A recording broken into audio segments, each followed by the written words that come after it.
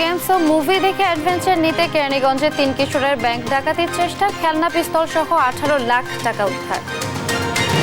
ফিলিস্তিনি ইসরায়েলি বর্বরতা উদ্বেগের D8 সম্মেলনে ডক্টর ইউনূসের আহ্বান, গাজা ও লেবাননের শান্তি ফেরাতে ব্যবস্থা নেওয়ার আহ্বান। ঢাকার হত্যা মামলায় 9 সাংবাদিক আসামি, ঘটনার সময় সবাই কর্মরত ছিলেন বগুড়ায়। মামলা বাণিজ্য দুঃখজনক বলছেন বৈষম্য বিরোধীরা। কুষ্টিয়ায় কাজ না করে ভুয়া প্রকল্প দেখিয়ে 50 কোটি টাকা আত্মসাৎ, অভিযোগ বিএডিসি কর্মকর্তাদের বিরুদ্ধে। সুবিধাবঞ্চিত কৃষক। নতুন বছরের প্রথম দিনে শুরু হচ্ছে চট্টগ্রাম এলিভেটেড এক্সপ্রেসওয়ের বাণিজ্যিক কার্যক্রম, কমবে যানজট, সুফল পাবে নগরবাসী।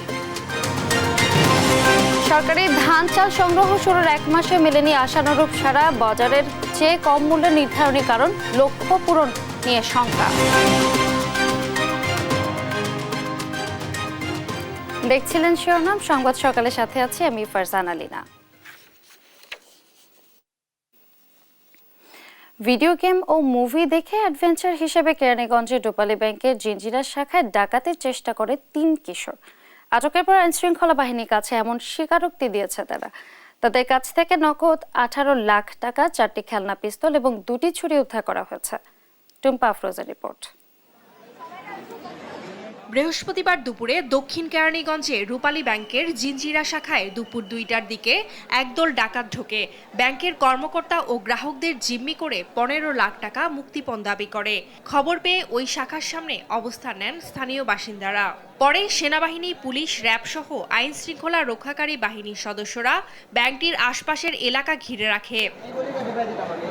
পরে নানা নাটকীয়তার পর 3 ডাকাত অস্ত্রসহ যৌথ বাহিনীর কাছে আত্মসমর্পণ করে।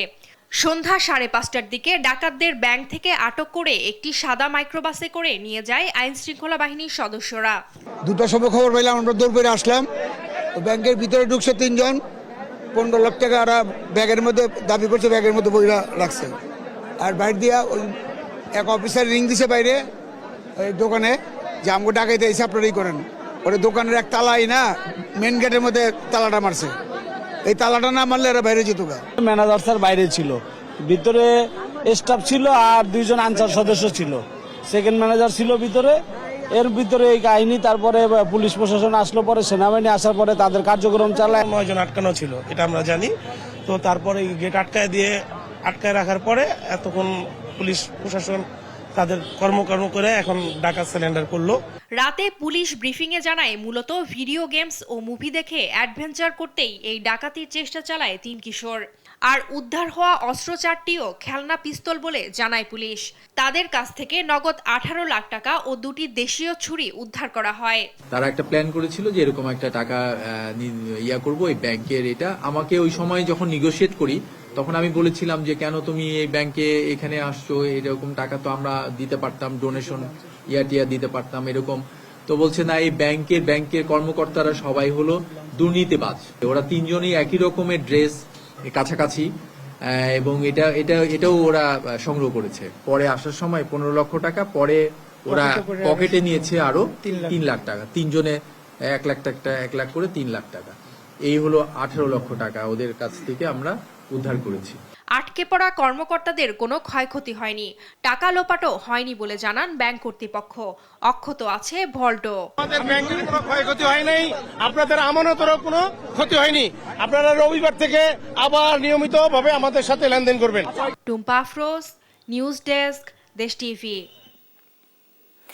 যুদ্ধ সংঘাত বন্ধ করে শান্তি প্রতিষ্ঠার আহ্বান জানিয়েছেন প্রধান উপদেষ্টা ডক্টর মোহাম্মদ ইউনূস। অবিলম্বে গাজা ও লেবাননে হামলা বন্ধের আহ্বান জানিয়ে তিনি বলেন, প্রতিটি ফিলিস্তিনি জীবন মূল্যবান। উদ্বোধনী অনুষ্ঠানে ঐতিহাসিক কায়রো নগরীর নিখুঁত আয়োজন এবং সদয় আতিথেয়তা প্রদানের জন্য আগামী চেয়ারম্যান এবং সম্মেলন আয়োজক দেশ মিশরের প্রেসিডেন্ট আবদেল ফাত্তাহ আল সিকিকে উষ্ণ অভিনন্দন জানান প্রধান উপদেষ্টা। ডেস্ক রিপোর্টে বিস্তারিত। 2021 এপ্রিলে D8-এর চেয়ারের পদ গ্রহণের পর থেকে বেশ চ্যালেঞ্জিং পরিস্থিতিতে বাংলাদেশ D8 সহযোগিতাকে এগিয়ে নেয়ার চেষ্টা করছে বলে জানান অন্তর্বর্তী সরকারের প্রধান উপদেষ্টা doctor Mohammad Yunus. In times of changing world of work, we need to rediscover and reposition learning regarding youth and work for redesigning the economy of tomorrow. মিশরের কায়রোতে D8 শীর্ষ সম্মেলনে উদ্বোধনী ভাষণে তিনি একথা বলেন। এ সময় বিদায়ী চেয়ার হিসেবে ডক্টর ইউনুস নতুন চেয়ার মিশনের প্রেসিডেন্ট আবদেল ফাত্তাহ আল সিসিকে উষ্ণ অভিনন্দন জানান। May D8 flourish under Egypt's leadership and help our countries accomplish greater freedom, stability, harmony, and prosperity in an unpredictable world ahead of us. I thank you, Your Excellencies. Thank you very much. প্রধান উপদেষ্টার মতে D8 দেশগুলোকে অবশ্যই ভবিষ্যতের অর্থনীতিতে যুব ও কর্মসংস্থান সম্পর্কিত কর্মক্ষেত্রের পরিবর্তনশীল প্রকৃতির আলোকে শিক্ষাকে পুনরায় আবিষ্কার ও তার অবস্থান পুনর্নির্ধারণ করতে হবে। এ সময় তিনি বাংলাদেশে D8 ইয়ুথ কাউন্সিল প্রতিষ্ঠা এবং D8 বাণিজ্য চুক্তি অনুস্বাক্ষরের বিষয়টি তুলে ধরেন। We gather at a time when Israeli aggression and the 14-month-long brutal genocide against the Palestinian people continued unabated in the occupied Gaza Strip and the West Bank. Words should suffice very little. To say the least, we are in utter dismay at Israel's blatant disregard to long-held international norms, laws, and conventions. The ways the hostilities in Lebanon is spreading, there are heightened fears of further escalation. Doctor Yunus বলেন, মিশরের কাছে বাংলাদেশের দায়িত্ব হস্তান্তরের এই মুহূর্তে আমি chair হিসেবে আমাদের সহযোগিতামূলক অগ্রাধিকার বাস্তবায়নে মিশরের প্রতি বাংলাদেশের অবিচল সমর্থন পুনর্ব্যক্ত করছি।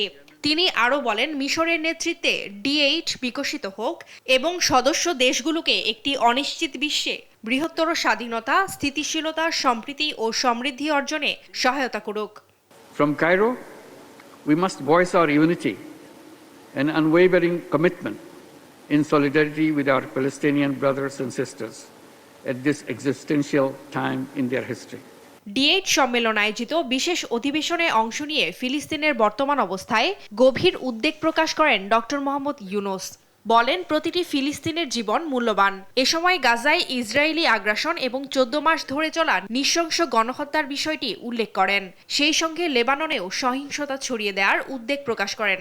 এসব অঞ্চলে ইসরায়েলি বর্বরতা বন্ধে সম্মিলিত পদক্ষেপ নিতে সব পক্ষকে এগিয়ে আসার আহ্বান জানান তিনি।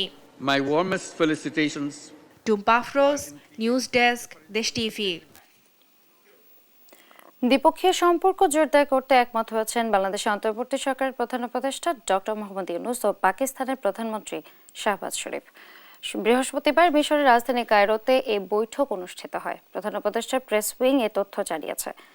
D8 সম্মেলনে যোগ দিতে গত বুধবার মিশর যান ডক্টর মোহাম্মদ ইউনুস। এর আগে মিশরের রাজধানী কায়রোতে প্রধান উপদেষ্টার সঙ্গে সাক্ষাৎ করেন মালয়েশিয়ার উচ্চশিক্ষা বিষয়ক মন্ত্রী doctor জাম্বরি Abdul Kadir.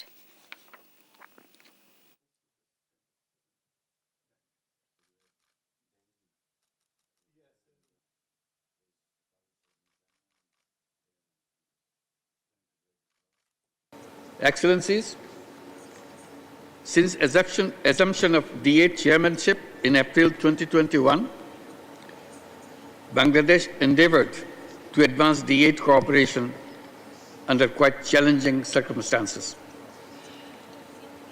We first battled the limitations and constraints in the wake of the COVID-19, the pandemic, and the poly-crisis that afflicted many of our countries in so many ways. As Bangladesh passes the baton to Egypt, let me affirm Bangladesh's unwavering support to the Egyptian chairmanship in furtherance of our cooperative agenda. জনসমর্থিত সরকার থাকলে দেশের স্বার্থ, জনগণের স্বার্থ নিরাপদ থাকবে বলে মন্তব্য করেছেন বিএনপির ভারপ্রাপ্ত চেয়ারম্যান তারেক রহমান। দেশের স্বাধীনতা, সার্বভৌমত্ব রক্ষা এবং দেশ গড়ার সংগ্রামে একমাত্র বিএনপি নেতৃত্ব দিতে পারবে বলে মন্তব্য করেন তিনি। সাইফুল রিপোর্টের প্রতিবেদন। বৃহস্পতিবার রাষ্ট্র কাঠামো মেরামতের 31 দফা ও জনসম্পৃক্তি শীর্ষক কর্মশালা একযোগে অনুষ্ঠিত হয় মানিকগঞ্জ, নরসিংদী ও মুন্সিগঞ্জ জেলায়। কর্মশালায় ভার্চুয়ালি যুক্ত হন বিএনপির ভারপ্রাপ্ত চেয়ারম্যান তারেক রহমান। 31 দফা সহ নানা ইস্যুতে উপস্থিত নেতাকর্মীদের বিভিন্ন প্রশ্নের উত্তর দেন তিনি। সংসদে ইনশাআল্লাহ সংখ্যাগরিষ্ঠতা থাকে আমাদের, আমরা যেমন বলেছি একজন ব্যক্তি পরপর 2 বারের বেশি প্রধানমন্ত্রী হতে পারবে না। প্রধান অতিথির বক্তব্যে বিএনপির ভারপ্রাপ্ত চেয়ারম্যান বলেন, দায়িত্ব পেয়ে দেশের উন্নয়নে অতীতে বিএনপি ভালো কাজ করার চেষ্টা করেছে, ভবিষ্যতেও করবে। 31 দফা বাস্তবায়নে নেতাকর্মীদের জনগণের পাশে থাকার নির্দেশনাও দেন তিনি। এটি গণতন্ত্রের পক্ষের যুদ্ধ, এটি স্বাধীনতা সার্বভৌমত্বের পক্ষের যুদ্ধ। এই যুদ্ধে যদি জয়ী থাকতে হয় অনবরত আমাদেরকে সংগ্রাম চালিয়ে যেতে হবে। দিন শেষে আপনাকে ওই জনগণের পিছে, মায়ের পিছে যেরকম 1 টাকা 2 টাকা যেন বনবন করে ঘুরতাম, আপনাকে জনগণের পিছে বনবন করে ঘুরতে হবে আপনাকে, এছাড়া কোনো উপায় নাই। ভেতরে বাইরে সব জায়গায় দেশ নিয়ে ষড়যন্ত্র হচ্ছে উল্লেখ করে দেশের স্বার্থ রক্ষায় জনসমর্থিত সরকারের গুরুত্ব তুলে ধরেন তারেক রহমান।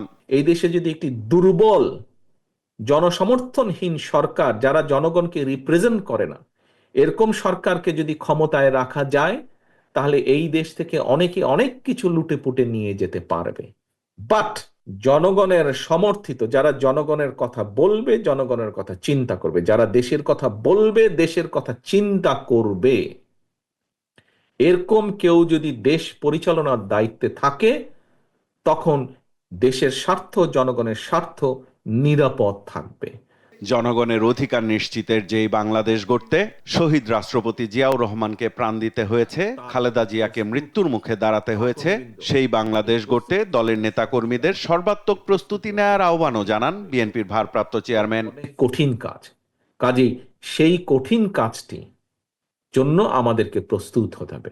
আমি দৃঢ়ভাবে বিশ্বাস, সাইফুল রিপন, দেশ টিভি, ঢাকা। জাতীয়তাবাদী দলের প্রত্যেকটি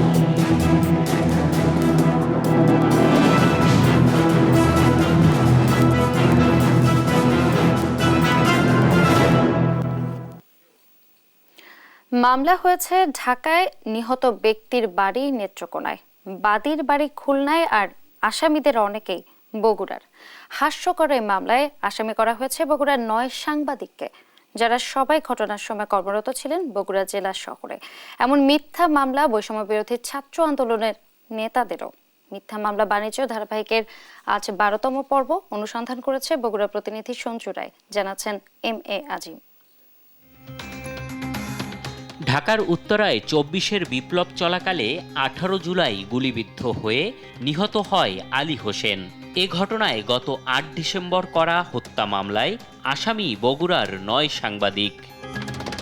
এদের মধ্যে 33 নং আসামি রাকিব জুয়েল। 18 জুলাই দিনভর বগুড়া থেকে লাইভে আহত শিক্ষার্থীদের খবর জানান ডিবিসি নিউজে। একইভাবে এখন টেলিভিশনের মাজেদ, সময় টেলিভিশনের আব্দুল আউয়াল সহ সবাই দিনভর বগুড়া শহরে ব্যস্ত ছিলেন শিক্ষার্থীদের সাথে পুলিশের দফায় দফায় সংঘর্ষ নিয়ে সংবাদ প্রকাশে। ঠিক সেই দিনে আমি বগুড়ায় সদর থানার সামনে দাঁড়িয়ে থেকে একটি লাইভে সংবাদ পরিবেশন করেছি। সরকার বারবারই বলছে যে সাংবাদিকদের বিরুদ্ধে মামলা হবে না, তারপরে মিথ্যা মামলা প্রত্যাহার করা হবে, কিন্তু আমরা সেটি দেখছি না। যারাই যে এই কাজটা করুক না কেন, তারা আসলে পেশাগত জিজ্ঞাসা থেকেই মূলত এই মামলাটি দায়েরের চেষ্টা করছেন। মামলার বাদী মফিজুল ছানা বর্তমানে লাপাত্তা, তবে নথি বলছে তার বাড়ি খুলনায়। দেশ টিভির অনুসন্ধান বলছে তিনি নিজেই একাধিক মামলার ওয়ারেন্টভুক্ত আসামি। নিহত শহীদ আলী হোসেনের বাড়ি নেত্রকোনায়। তার স্বজনরাও বলছেন এ মামলা সম্পর্কে কিছুই জানেন না তারা। আত্মীয় স্বজন কোনো মামলা করছে এরকম কিছু আছে? আত্মীয় স্বজন আমরা সাথে না জানি কেমনি করবো, আমরা রায়না দিল আমরা সারা দুদিন করে তাই এটা তার বাবুকে সাথে। আইনজীবীরা বলছেন অপরাধের সাথে সংশ্লিষ্টদের নামেই সুনির্দিষ্ট মামলা হওয়া উচিত। মামলার নামে কাউকে হয়রানি করা হলে তাদের বিরুদ্ধেও ব্যবস্থা নেয়ার সুযোগ আছে। এর বিরুদ্ধে যথোপযুক্ত শাস্তির জন্য ওনার যে তথ্যাদি সহ একটা ইনকোয়ারি রিপোর্ট কোর্টে সাবমিট করবেন। কোর্ট থেকে তার বিরুদ্ধে সমন বা প্রসেস যেটা যাওয়ার সেটা চলে যাবে। হয়রানির এমন মামলার ঘটনায় বিব্রত বৈষম্য বিরোধী ছাত্র আন্দোলনের সংগঠকরাও বলছেন ছাত্র জনতার আন্দোলনের চেতনাকে প্রশ্নবিদ্ধ করতে একটি গোষ্ঠী মেতে উঠেছে এমন মামলায়। আপনাদের মাধ্যমে আইন উপদেষ্টা সহ উদ্যতন উপদেষ্টা বরাবর আমরা জানাতে চাই যে এই মামলাগুলোর নিয়ন্ত্রণ যেন সরকার নেয়। ঘটনা ঢাকার হলেও নিহত শহীদ আলী হোসেনের বাড়ি নেত্রকোনায়। নিহতের কোনো স্বজন না হলেও খুলনার মফিজুল সানা করেন মামলা। সে মামলায় এখন বগুড়ার অনেকেই আসামি। এম এ আজিম, দেশ টিভি, ঢাকা। দর্শক, কুড়িগ্রাম এবং নওগাঁয় জেকে বসেছে শীত। এই বিষয়ে বিস্তারিত জানাতে আমাদের সঙ্গে সরাসরি যুক্ত হচ্ছেন সহকর্মী জুয়েল রানা এবং কাজী কামাল হোসেন। প্রথমে আমরা চলে যেতে চাই কুড়িগ্রামে, সেখানে আছেন জুয়েল আমাদের সাথে। জুয়েল, জানাবেন যে জনজীবনে শীতের প্রভাব কেমন দেখছেন? লীনা, আপনাকে জানিয়ে রাখি, সন্ধ্যা থেকে পরের দিন সকাল পর্যন্ত কিন্তু ঠান্ডার যে তীব্রতা সেটি কিন্তু অনুভূত হচ্ছে এবং দিনের বেলাও কিন্তু সূর্যের দেখা মিললেও উত্তরীয় হিমেল হাওয়ার কারণেও কিন্তু সূর্য আসলে উত্তাপ ছড়াতে পারছে না। গত এক মাস ধরে কিন্তু তাপমাত্রা 11 ডিগ্রি থেকে 13 ডিগ্রি সেলসিয়াসে উঠানামা করছে, যার কারণে কিন্তু এখানকার যারা শ্রমজীবী মানুষ, দিনমজুর মানুষ, যারা ক্ষেত মজুর মানুষ, তারা কিন্তু বিপাকে পড়েছে। এছাড়াও আপনি জানেন যে কুড়িগ্রামের 16টি নদ নদী রয়েছে। 16টি নদ নদীর তীরবর্তী এলাকার যারা হতদরিদ্র মানুষজন রয়েছে তারা কিন্তু এই ঠান্ডায় বিপাকে পড়েছে। এছাড়াও আবহাওয়া অফিস বলছে যে এ মাসে 2 থেকে 3টি শৈত্যপ্রবাহ এই জেলার উপর দিয়ে বয়ে যাওয়ার সম্ভাবনা রয়েছে। আমি যদি আপনাকে একটু দেখাতে চাই যে সকাল থেকে কিন্তু কুড়িগ্রামের যে বিভিন্ন এলাকা সেটি কিন্তু আসলে কুয়াশায় ঢেকে গেছে। আমরা দেখেছি সকাল থেকে বিভিন্ন যানবাহন কিন্তু আসলে হেডলাইট জ্বালিয়ে চলাচল করছে। এছাড়াও সকালে বিভিন্ন যে শ্রমজীবী মানুষ যারা কাজের সন্ধানে আসলে বাড়ি থেকে বাইর হয়েছে তারাও কিন্তু এই শীত এবং ঠান্ডা উপেক্ষা করে কিন্তু তারা কাজের সন্ধানে যাচ্ছে। এছাড়াও স্থানীয় যে প্রশাসন রয়েছে, আমি কথা বলেছি, তারা বলছেন যে শীত নিবারণে কিন্তু তারা জেলার 9 উপজেলায় 27 লাখ টাকা এবং 12,000 কম্বল বরাদ্দ দিয়েছে, সেটি কিন্তু বিতরণ চলছে। আমি যদি একটু আপনাকে দেখাতে চাই, এখানে একজন রয়েছেন, আমি যদি একটু কথা বলতে চাই, একটু বলবেন যে কয়েকদিন ধরে তো ঠান্ডা কেমন দেখছেন এবার? ঠান্ডা মোটামুটি খুব মোটামুটি ঠান্ডা, কুয়াশার জন্য দেখা যায় না, ঠান্ডা খুব। তারপরে শীতের জন্য কোনো মায়া করা যায় না, এই জন্যে ঠান্ডা অতিরিক্ত। কি করা যাবে? ধন্যবাদ আপনাকে লীনা। এছাড়াও আপনাকে জানিয়ে রাখি যে শীত এবং এই কুয়াশার কারণে কুড়িগ্রাম যে জেনারেল হাসপাতাল রয়েছে সেখানে কিন্তু শীতজনিত যে রোগে আক্রান্ত রোগীর সংখ্যা সেটি কিন্তু দিন দিন আসলে বৃদ্ধি পাচ্ছে। তবে বেশিরভাগ রোগী কিন্তু শিশু এবং বয়স্করা আসলে জেনারেল হাসপাতালে ভর্তি হচ্ছে। আমি জেনারেল হাসপাতালের আবাসিক medical officer RMO doctor Shahinur Rahman Sardar, ওনার সঙ্গে কথা বলেছি। তিনি বলছেন যে এই সমস্ত যারা রোগী আসছেন হাসপাতালে ভর্তি হচ্ছেন তারা কিন্তু যথাযথভাবে কিন্তু চিকিৎসা প্রদান করছেন। আমরা এই মুহূর্তে চলে যাব নওগাঁয়, সেখানে রয়েছে আমাদের সহকর্মী কামাল। কামাল, একটু আপনি জানাবেন যে নওগাঁয় শীতের কি পরিস্থিতি দেখছেন? রানা, আপনি যেমনটি বলছিলেন, নওগাঁয় সকালে এবং সন্ধ্যায় শীতের তীব্রতা ব্যাপক, যদিও বা কুয়াশা গত এক সপ্তাহের মতো তেমনটি নেই। এখন সূর্যের দেখা মিলছে সকাল থেকেই। দিনের বেলা সূর্যের দেখা পেলেও সকাল এবং সন্ধ্যায় কুয়াশার সাথে সাথে হাড় কাঁপানো শীত অনুভূত হচ্ছে। গত এক সপ্তাহ যাবৎ শীতের যে তাপমাত্রা সেটি মোটামুটি 10-এর ঘরে ওঠানামা করছে। আজকে যদি আপনাকে তাপমাত্রার কথা বলি, আজকে 12.0 ডিগ্রি তাপমাত্রা, যদিও বা গতকাল ছিল 11.7। তাপমাত্রা যেটাই বলুক, বাস্তবতা কিন্তু সেটা বলছে না। বাস্তবতা বেশ কনকনে শীত অনুভূত হচ্ছে এই মুহূর্তে নওগাঁয়।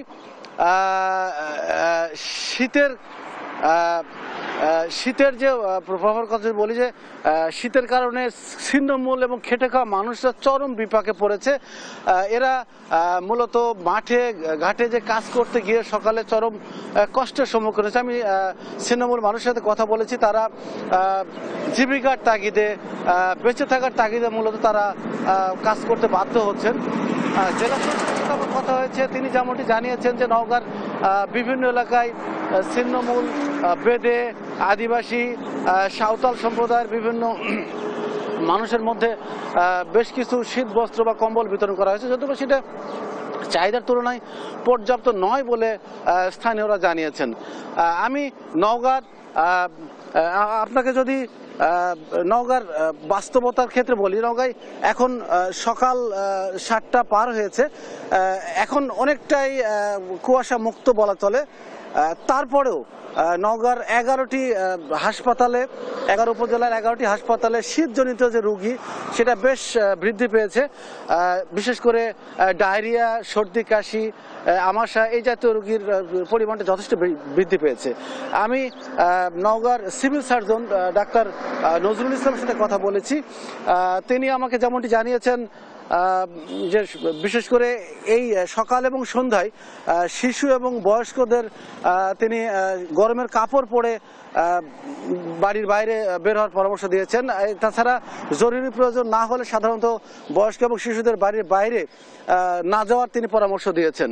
আমি জেলা কৃষি সম্প্রসারণ অধিদপ্তরের উপপরিচালক কৃষিবিদ আবুল কালাম আজাদের সাথে কথা বলেছি। কৃষি বিভাগ থেকে তিনি যেটি বলেছেন, বিশেষ করে নওগাঁয় বীজতলা, এই মুহূর্তে বীজতলা ধানের বীজ সংরক্ষণের কাজ চলছে। বীজতলা রক্ষার জন্য তিনি যেটি বলেছেন যে বিশেষ করে সন্ধ্যা থেকে সকাল পর্যন্ত বীজতলা ঢেকে দিতে হবে, যাতে করে কুয়াশার আক্রমণ থেকে বীজতলা রক্ষা পাওয়া যায়। তো নওগাঁ থেকে শীতের বর্তমান পরিস্থিতি নিয়ে এই ছিল আমার কাছে সর্বশেষ তথ্য। আপনাদের দুজনকেই ধন্যবাদ। কাজ না করে প্রকল্পের 50 কোটি টাকা আত্মসাতের অভিযোগ উঠেছে কুষ্টিয়া বিএডিসি কর্মকর্তাদের বিরুদ্ধে। 2020-21 অর্থ বছরে কৃষি উন্নয়নে 3 জেলায় ক্রস ড্যাম এবং ক্যাটল ক্রসিং নির্মাণ বাবদ 50 কোটি টাকা ব্যয় দেখানো হলেও বেশিরভাগেরই নেই কোনো অস্তিত্ব। প্রকল্পের নামে রাষ্ট্রে কোটি কোটি টাকা লোপাট হলেও ভুগছেন কৃষকরা। ইরফান রানার ক্যামেরায় নাহিদ হাসান তিতাসের 2 পর্বের ধারাবাহিকের শেষ কিস্তি আজ। 2020-21 অর্থ বছরে মুজিবনগর সেচ উন্নয়ন প্রকল্পের আওতায় কুষ্টিয়া, মেহেরপুর ও চুয়াডাঙ্গা জেলায় 368টি ছোট বড় কৃষি অবকাঠামো নির্মাণ বাবদ কুষ্টিয়া বিএডিসি অফিস ব্যয় দেখিয়েছে 50 কোটি টাকা। এর মধ্যে 14টি ক্রস ড্যামে 5 কোটি 60 লাখ টাকা, 97টি ফুট ব্রিজ বাবদ 24 কোটি 25 লাখ টাকা ও 257টি ক্যাটেল ক্রসিং বাবদ ব্যয় দেখানো হয়েছে 19 কোটি 27 লাখ টাকা। যদিও এসব কাজের কোনো অস্তিত্বই মেলেনি মাঠ পর্যায়ে। মাঠের ভিতরে কোনো স্ল্যাব বা কোনো ড্রেন ওরা করে দেয় না, আমরা নিজেরাই করে নিই, আমরা মানে পানি টানি নিজেরাই নিই। এই টাকাগুলো হয়তো ওরা অফিসাররা মেরে খাচ্ছে। যার যার জমিতে তারা নিজেরাই ড্রেন করে নেয় এবং এখানে সিলাফের কোনো সুব্যবস্থা নাই, পানি নেওয়া একটু সমস্যা হয়। আমরা তো চাইছি যে একটা বছর হয়ে গেল, ড্রেনটা এই ডিপটা যদি তাড়াতাড়ি হয় তাহলে মাসে আবাদ করা হয়তো আমাদের সুবিধা। 3 জেলার কৃষি অবকাঠামো উন্নয়নে 50 কোটি টাকার ব্যয় হয়েছে শুধু কাগজে কলমেই। হরিলুট করা হয়েছে বাস্তবায়নের নামে এসব প্রকল্পের কোটি কোটি টাকা। কৃষকরা বলছেন তাদের উন্নয়নের প্রকল্পের টাকা আত্মসাৎ করেছে বিএডিসির কর্মকর্তারা। তাই এসব অনিয়মের সাথে জড়িতদের বিরুদ্ধে ব্যবস্থা চাই তারা। ফুট ব্রিজ কই? ব্রিজ থাকলে তো দেখতেলেন কেন ব্রিজ আছে এই জায়গাটায়, কোনো তাই নাই। না স্ল্যাব নাই, স্ল্যাবও নাই। এগুলো আমরা মারি খাই, মারি ছাড়া তো আর এগুলো তো আমার দেয় না। যে কৃষকরা পায় তাও তো পায় না, এখন অফিসাররা এগুলোই মারি খায়। এই যে সরকারের কোটি কোটি টাকা ব্যয়বহুল খরচ, তারা তো আর আসেও না আর খোঁজও নেয় না। তারা এই প্রকল্পে দুর্নীতি করেছে, তাদের আমরা শাস্তির আওতায় আনার জন্য সরকারের কাছে বিশেষ অনুরোধ করছি।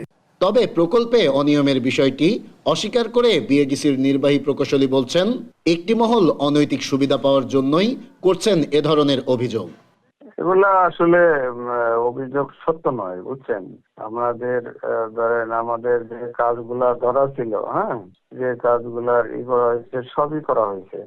এখন মনে করেন যে একটা মহল আপনার মানে স্বার্থের জন্য এগুলা আর কি করে বেড়ায় আর কি। মুজিবনগর সেচ উন্নয়ন প্রকল্পের আওতায় 2023-24 অর্থ বছরে ফুটব্রিজ ও ক্যাটেল কোচিং করাই ব্যয় দেখানো হয়েছে 40 কোটি টাকা। যদিও মাঠ চিত্রে সিংহভাগেরই নেই কোনো অস্তিত্ব, কাজ হয়েছে শুধুমাত্র কাগজে কলমেই। নাহিদ হাসান তিতাস, দেশ টিভি, কুষ্টিয়া। চট্টগ্রামে এলিভেটেড এক্সপ্রেসওয়ের বাণিজ্যিক কার্যক্রম শুরু হয়েছে। প্রাথমিকভাবে 4টি পয়েন্টে চলবে টোল আদায়। পরীক্ষামূলকভাবে যান চলাচল শুরু হলেও নতুন বছরের প্রথম দিন থেকে টোল আদায় করা হবে। সহকর্মী আজিজা হক পায়েলের তথ্যচিত্রে টুম্পা আফরোজার রিপোর্ট। চট্টগ্রাম এলিভেটেড এক্সপ্রেসওয়ে নির্মাণের কাজ শুরু হয় 2019 সালে। চলতি বছরের জুনে শেষ হওয়ার কথা থাকলেও এখনও শেষ হয়নি অধিকাংশ র্যাম্পের কাজ। নগরীর আগ্রাবাদ, নিমতলা বিশ্ব রোড, জিএসসি সহ 9টি পয়েন্টে র্যাম্প নির্মাণের কাজ চলমান। এক্সপ্রেসওয়েতে পরীক্ষামূলকভাবে যানবাহন চলাচল করলেও এখনও টোল নেওয়া হচ্ছে না। 2025 সালের জানুয়ারি থেকে আনুষ্ঠানিক টোল আদায় শুরু হবে।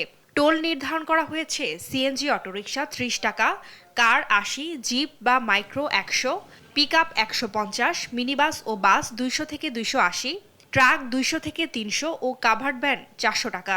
তবে নিরাপত্তা বিবেচনায় চলাচলের অনুমতি দেওয়া হয়নি কন্টেইনারবাহী ট্রেইলার ও মোটরসাইকেলের। অনেক টাইম সেভ হচ্ছে, সাশ্রয় হচ্ছে, সুবিধা হয়েছে, অনেক শর্ট টাইমে ফ্যাসিলিটি পাচ্ছি। বাইক সার্ভিস বন্ধ থাকবে, ওইটাতে আমার জন্য অনেক দুর্ভোগ। টাকাটা একটু কম হলে ভালো হতো, যাক তারপর যতটুকু হয়েছে আলহামদুলিল্লাহ শুকরিয়া। 30 টাকা করে নিবে বলতেছে টোল সিএনজি থেকে, 20 টাকা করে রাখলে ভালো হতো আর কি। পুরোদমে চালু হলে নগরের যানজট কমার পাশাপাশি বিপুল রাজস্ব আয়ের প্রত্যাশা কর্তৃপক্ষের। জানুয়ারির দিকে, জানুয়ারি ফার্স্ট উইকে আমরা টোলটা চালু করতে পারবো। জিএরএম যখন শেষ করব কাজ, তখনই কিন্তু ওখানে টোল বুথ বসবে এবং সাথে সাথে টোলটা ওখানে চালু হয়ে যাবে, গাড়ি চলাচল শুরু হবে। প্রকল্পটি 3,250 কোটি 83 লাখ টাকা ব্যয়ে অনুমোদন হলেও মোট নির্মাণ ব্যয় দাঁড়ায় 4,369 কোটি 7 লাখ টাকা। পুরোদমে চালুর পাশাপাশি টোলের হার কমানোর দাবি যাত্রী ও চালকদের। নিউজ ডেস্ক, দেশ টিভি। গেল 17 নভেম্বর সারা দেশে একযোগে শুরু হয় সরকারের ধান ও চাল সংগ্রহ অভিযান। প্রতি কেজি চালের দাম ধরা হয়েছে 47 টাকা আর ধানের দাম 33 টাকা। এ দামে সন্তুষ্ট নন কৃষক ও মিল মালিকরা। বাইরের দাম বেশি পাওয়ায় সরকারি গোদামে ধান চাল দিতে অনীহা তাদের। এতে সরকারের লক্ষ্য পূরণ নিয়ে দেখা দিয়েছে অনিশ্চয়তা। সহকর্মীদের পাঠানো তথ্যচিত্রে ডেস্ক রিপোর্ট। চলতি বছরের 17 নভেম্বর থেকে সারা দেশে একযোগে শুরু হয় ধান ও চাল সংগ্রহ অভিযান। তবে সরকার নির্ধারিত 47 টাকা কেজি চাল আর 33 টাকা কেজি ধানের দামে সন্তুষ্ট নন কৃষক ও মিল মালিকরা। কুষ্টিয়ায় আমনের ফলন ভালো হলেও তারা বলছেন সরকারের দামের চেয়ে খোলা বাজারেই ধান ও চালের দাম বেশি। তাই সরকারকে ধান ও চাল দিতে আগ্রহী নন তারা। যেটার চেয়ে আমাদের খরচ বেশি পড়ে যাচ্ছে, লস হয়ে যাচ্ছে। আমাদের বাইরে তো সরকারের রেটের চেয়ে কিছু টাকা বেশি আছে। এই মূল্যে চাল দিতে পারবে না বলে মিল মালিকরা আমাদেরকে জানিয়েছে, সংগঠনকে জানিয়েছে, এবং আমরাও এই মর্মে একটি চিঠিও জেলা খাদ্য নিয়ন্ত্রক বরাবর মাধ্যম হিসাবে প্রধান খাদ্য উপদেষ্টাকে আমরা বরাদ দিয়েছি। এক মাস পেরিয়ে গেলেও উত্তরের প্রাণকেন্দ্র বগুড়ার 12টি উপজেলার মাঝে 10টিতে সংগ্রহ করা যায়নি 1 মেট্রিক টন ধানও। শুধু সদরে 3 টন আর সারিয়াকান্দিতে 51 টন ধান সংগ্রহ হয়েছে উদ্বোধনের দিন। তারপর আর কোনো কৃষক ধান নিয়ে আসেননি সরকারি খাদ্য গুদামে। সরকার নির্ধারিত মূল্য থেকে বাইরে ধানের মূল্য প্রতিমনে আরও 150 থেকে 200 টাকা বেশি পাচ্ছে কৃষক। তাই কৃষকদের অনীহায় ব্যস্ত মৌসুমেও এক প্রকার অলস সময় কাটছে খাদ্য ভবনের শ্রমিকদেরও। ছোট ছোট কিছু মিল তারা গুদামে ধান মজুত করতেছে, তার ধান সংগ্রহ করে না, সংগ্রহ করে তো আড়তদার মজুতদার যারা আছে তারা নাকি পরে সংগ্রহ করে, আর সংগ্রহ করে সেটাই ওরা সিন্ডিকেট করে দাম বাড়ানোর চেষ্টা করে। বিশেষ করে মিলাররা কাজ কমে যাচ্ছে, কাজই পাচ্ছে না। এদিকে বগুড়ার প্রায় 8 শতাধিক মিলের সাথে সরকারের সিদ্ধ চাল সংগ্রহের চুক্তি রয়েছে। দাম বাড়তি থাকলেও এক প্রকার ইচ্ছার বিরুদ্ধেই ধীরগতিতে চাল দিচ্ছেন তারা। মিলাররা চুক্তিবদ্ধ, তারা বদ্ধপরিকর যেভাবে হোক তারা চালটা পরিশোধ করবে। চাল আমদানিতে শুল্ক ছাড়ের কথা উল্লেখ করে দেরিতে হলেও কাঙ্ক্ষিত লক্ষ্যমাত্রা পূরণের প্রত্যাশা খাদ্য বিভাগের। তো আমরা ইতিমধ্যে সিদ্ধ চালের লক্ষ্যমাত্রা 30% সংগ্রহ করেছি এবং ধানের ক্ষেত্রে আমরা 54 মেট্রিক টন সংগ্রহ করতে পেরেছি এ পর্যন্ত। খাদ্য বিভাগ সহ আমরা যারা আছি আমরা চেষ্টা করে যাচ্ছি সরকারের যাতে শতভাগ আমন চাল সংগ্রহ হয়। 17 নভেম্বর থেকে শুরু হওয়া এই সংগ্রহ কার্যক্রম চলবে 28 ফেব্রুয়ারি পর্যন্ত। টুম্পা আফরোজ, নিউজ ডেস্ক, দেশ টিভি। প্রশস্ত সুন্দর সড়কের জন্য পরিচিত রাজশাহী মহানগরের ফুটপাত এখন হয়ে উঠেছে ঝুঁকিপূর্ণ। প্রশাসনের নিষ্ক্রিয়তা এরই মধ্যে চুরি হয়ে গেছে লোহার ফ্রেমে বাঁধানো 4.5 শতাধিক স্ল্যাব। এতে দুর্ঘটনার শিকার হচ্ছেন পথচারীরা।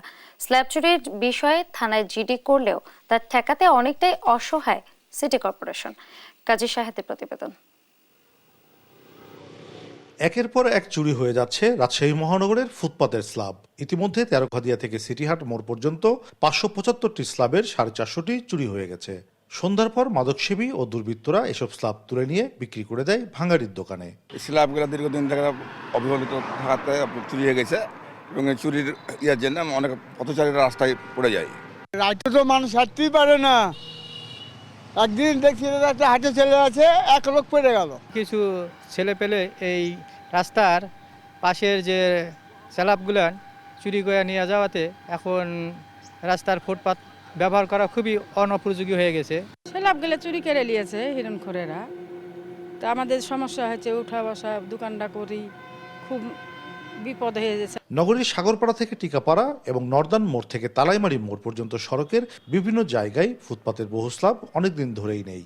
এছাড়া রাজশাহী বিশ্ববিদ্যালয়ের বিনোদপুর গেট থেকে 14 বাই এলাকায় নতুন ফুটপাতে বসানো হয়নি স্ল্যাব। এই ফুটপাতে হাঁটাচলা হয়ে উঠেছে বিপজ্জনক। ড্রেনেজ সিস্টেমগুলো যে উন্নত করার যে প্ল্যানিংগুলো করে, এই প্ল্যানিংগুলো যদি তারা একটু সঠিকভাবে যদি করে এবং যদি অনেক দিন যাতে টেকসই হয় এরকম যাতে কোনো প্ল্যানিং ব্যবস্থা যদি করতে পারে তাহলে অনেকটাই সুবিধা হয়। এখানে বড় বড় গর্ত, 5-7 দূরে দূরে গর্ত রয়েছে। তো একজন পথচারী যদি অসাবধানতাবশত পা পড়ে যায় নিচে, তো মারাত্মকভাবে তিনি আহত হবেন। সিটি কর্পোরেশন বলছে ওয়ার্ড সচিব ও কর্মচারীদের দিয়ে নজরদারি রাখার চেষ্টা চলছে। ফাঁকা স্থানগুলোতে বসানো হবে নতুন স্ল্যাব। চুরি ঠেকাতে বিকল্প ব্যবস্থা নেওয়ার কথাও জানায় সিটি কর্তৃপক্ষ। সিটিহাট রোড যেটা বলি, বন্দগেট থেকে সিটিহাট রাস্তার বোথ সাইডেই যে ড্রেনেজের উপরে যে পকেট স্ল্যাবগুলি ছিল সেগুলো 575টার কাছাকাছি কম বেশি এই পরিমাণ স্ল্যাব আমাদের ছিল এবং এগুলো আমরা কাউন্ট করেছি। আমাদের প্রায় 400-450 স্ল্যাব আমাদের মিসিং। এইটা নিয়ে আমরা একই সাথে আইনগত দিকটাও চলমান আছে, আবার এটা প্রতিস্থাপনের ব্যবস্থাও আমরা গ্রহণ করেছি। ফুটপাতের স্ল্যাব চুরির ঘটনায় থানায় অভিযোগ করা হলেও ধরা পড়েনি কোনো অপরাধী। বন্ধ হয়নি চুরি। কাজী শাহেদ, দেশ টিভি, রাজশাহী। লাকি ব্যাম্বো, যার বৈজ্ঞানিক নাম ড্রাকোনা স্যান্ডেরিয়ানা, এই বাঁশ গাছকে বাড়ি অথবা অফিসে রাখাকে সৌন্দর্য মনে করেন অনেকে। মরুভূমি বা রুক্ষ অঞ্চলে রয়েছে এর ব্যাপক চাহিদা। গাইবান্ধায় লাকি ব্যাম্বো চাষ করে বেকারত্ব ঘুচিয়েছেন এক তরুণ উদ্যোক্তা। গাইবান্ধার প্রতিনিধি SM মইনুল হুদার পাঠানো তথ্যচিত্রে একটি ডেস্ক রিপোর্ট। বাসাবাড়ি, হোটেল, অফিসের সৌন্দর্য বাড়াতে জুড়ি নেই লাকি ব্যাম্বোর। ইনডোর প্ল্যান হিসেবে অধিকাংশ মানুষেরই পছন্দে লাকি ব্যাম্বো। ভালোবাসা থেকেই গাইবান্ধা সুন্দরগঞ্জের পাঁচগাছি গ্রামের ফেরদৌস আলম বাবু 8 বছর আগে 1% জমিতে শুরু করেন লাকি ব্যাম্বো চাষ। বর্তমানে তার বাগান ছড়িয়েছে 2 বিঘা জমিতে। তার বাগানের উৎপাদিত ব্যাম্বো দিয়ে তৈরি বিভিন্ন ডিজাইনের টপ দেশ ছাড়িয়ে রপ্তানি হচ্ছে বিদেশেও। ওমান, কাতার, দুবাই সহ মধ্যপ্রাচ্যের বিভিন্ন দেশে লাকি ব্যাম্বো রপ্তানি করে তিনি আয় করেছেন বৈদেশিক মুদ্রা। দেখা যাবে যে এটা থেকে তার প্রতি মাসে 50 থেকে 60,000 টাকা ইনকাম করতে পারবে। এখন এর কারণে পড়াশোনাটাও হচ্ছে, পাশাপাশি এখন থেকেই কিছু ইনকাম করে রাখতে পারতেছি। এগুলোর পাশাপাশি আমিও একটু পরিশ্রম করি, ও পরিশ্রম করাতে এইগুলোর পাশাপাশি দিয়ে সংসারটা আর কি মোটামুটি ওরা পুড়িয়ে দিয়ে মোটামুটি সংসারটা আমাদের চলে। আসলে হাই স্কুল লাইফ থেকে লাকি ব্যাম্বু চাষ করেছি। তখন স্বল্প পরিসরে করেছিলাম, মাত্র 100 গাছ এনে আমি আসলে প্রথম যাত্রাটা আমার শুরু হয়। এখন মোটামুটিভাবে আমার 2 বিঘার উপরে লাকি ব্যাম্বুর বাগান আছে। সরকারের কাছে আমাদের আবেদন, আমরা যেন সরকারের কাছ থেকে একটু সুযোগ সুবিধা পাই। গাঢ় সবুজ রঙের কারণে ঘরের অক্সিজেন সাপ্লাই হিসেবে মাত্রা বৃদ্ধি করে এই লাকি ব্যাম্বো। লাভজনক হয় এর চাষাবাদ বাড়াতে উদ্যোগ নেয়ার কথা জানান জেলা কৃষি কর্মকর্তা। ফেরদৌস আলম বাবুর মতো শিক্ষিত ব্যক্তিরা যদি কৃষিতে এগিয়ে আসে, কৃষির আধুনিক প্রযুক্তিগুলো যদি তারা অনুধাবন করে এবং প্রয়োগ করে, তাহলে আমরা আশা করি কৃষিক্ষেত্রে তারা আরও লাভবান হবে, কৃষিক্ষেত্রে আরও সফল হবে। লাকি ব্যাম্বো চাষ দেশের অর্থনীতিতে বিশেষ ভূমিকা রাখবে বলে আশা সংশ্লিষ্টদের। নিউজ ডেস্ক, দেশ টিভি।